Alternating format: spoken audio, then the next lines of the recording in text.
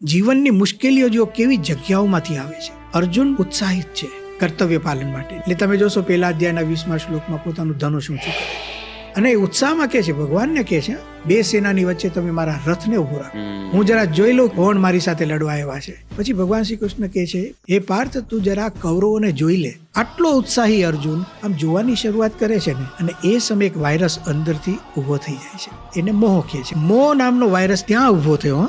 ધનુષ ઊંચું કર્યા પછી જીવનના પ્રશ્નો છે ને, સમય નહીં જુએ, સ્થળ નહીં જુએ. જીવનની મુશ્કેલીઓ જો કેવી જગ્યાઓમાંથી આવે છે. વિઘ્નો છે ને સંકેત નથી આપતા, પણ એ આવી જાય છે. એ અર્જુનના જીવનમાં બન્યું કે એના જીવનમાં એક કમજોરી હતી મોહ નામની. એ સ્વજનાશક્તિ રૂપે એવા સમયે બહાર આવીને કે જેની કલ્પના અર્જુનને પણ નથી. હવે જેવું એને જોયું ને કે અર્જુન એકદમ સ્વજનાશક્તિ રૂપ મોહથી ઘેરાઈ ગયો, આપણે એને કહીએ આજની ભાષામાં ઇમોશનલ થઈ ગયો. અને બીજો શબ્દ વિષિદા, એ પરિણામ છે, ઇફેક્ટ છે. હવે જે કંઈ બોલે છે ને ખેદ કરતો બોલે છે. એટલે અર્જુન નથી બોલતો. આપણે જે ભાઈ ભાગ્યે જ આપણે બોલીએ છીએ, બાકી તો આપણી પ્રકૃતિઓ બોલે છે. ક્યારેક મારો ક્રોધ બોલે છે, ક્યારેક મારી ઈર્ષ્યા બોલે છે, ક્યારેક મારી નબળાઈ બોલે છે. હું ક્યારે બોલું છું? હું તો ક્યારેય બોલતો નથી. તો આપણા ઇમોશન્સ છે ને એ ક્રિયા વિશેષણ બની જાય છે.